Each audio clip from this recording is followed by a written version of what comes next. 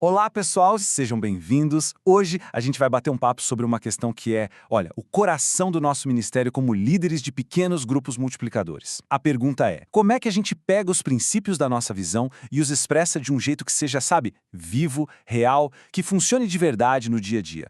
Para a gente ter um roteiro claro nessa nossa conversa, a gente vai seguir 5 passos. Primeiro, vamos voltar para a missão original, que é a base de tudo. Depois, a gente define a visão e os princípios que guiam a gente.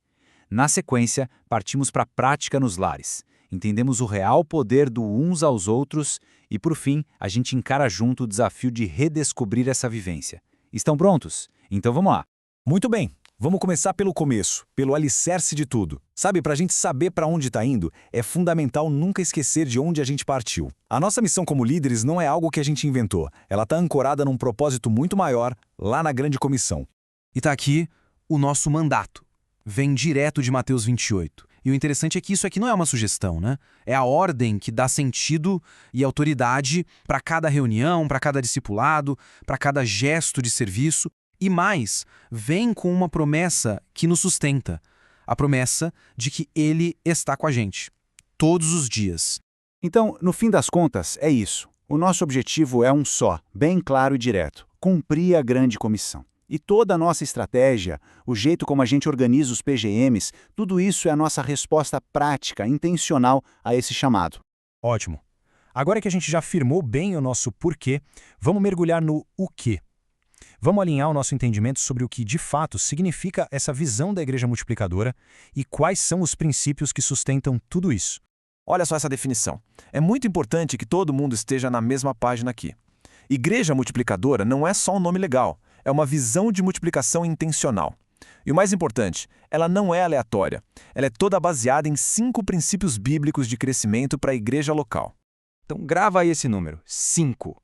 Toda a nossa estratégia, toda a nossa visão de uma igreja que cresce de forma saudável se apoia em 5 pilares. E que princípios são esses? A gente está falando de oração, evangelização discipuladora, plantação de igrejas, formação de líderes e compaixão e graça. Isso nos dá uma segurança, sabe? A certeza de que a gente não está construindo algo novo do zero, mas sim sobre fundamentos sólidos que vêm da palavra. Ok, a gente já viu a teoria, a visão, mas e na prática? Como é que essa visão grandiosa se transforma numa experiência real, vivida? É sobre isso que a gente vai falar agora, mergulhando no lugar onde tudo acontece, dentro dos lares. E aí vem a pergunta, né? Uma pergunta que exige sinceridade da gente. Com tantos métodos, tantos programas por aí, o que está faltando de verdade para que essa visão se torne realidade nos nossos grupos? E a resposta talvez seja surpreendente. Não se trata de inventar a roda. Talvez a gente precise voltar para os fundamentos. A gente precisa resgatar e dar ênfase aos valores do Novo Testamento, o cuidado um com o outro, a intercessão, o zelo e o ensino. Tudo isso vivido de forma prática, no pequeno grupo. Essa frase aqui, para mim, resume tudo. É a grande virada de chave que a gente precisa entender como líder. O nosso foco não deve ser procurar o próximo modelo perfeito, mas sim redescobrir e viver uma nova prática. Uma prática que gera vida, que é relacional. E essa prática não é invenção nossa. Muito pelo contrário, as Escrituras mostram que o crescimento da igreja lá no começo aconteceu exatamente assim, por meio de encontros nas casas. O que a gente está fazendo é, na verdade, nos reconectar com as nossas raízes mais profundas. Beleza! Se a prática acontece nos lares, qual é o motor que faz essa engrenagem toda girar? É o discipulado relacional. Vamos dar um zoom agora na dinâmica que está por trás da expressão uns aos outros. Isso aqui é muito prático. Nesses grupos, as pessoas se olham no olho.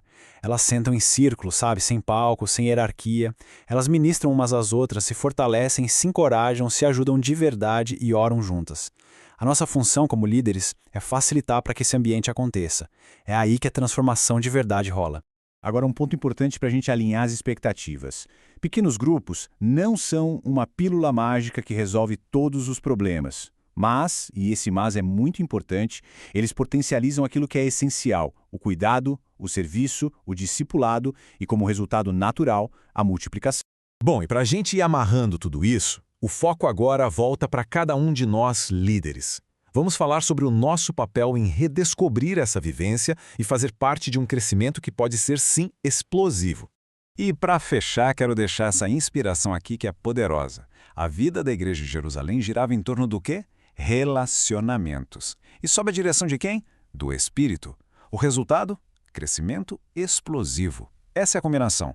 Relacionamentos genuínos e a direção do Espírito. E agora fica essa pergunta. Não para a gente responder com palavras, mas com a nossa prática a partir de hoje. Como a sua liderança, aí no seu contexto, com as pessoas do seu grupo, vai ajudar a redescobrir essa prática relacional que é tão, mas tão poderosa?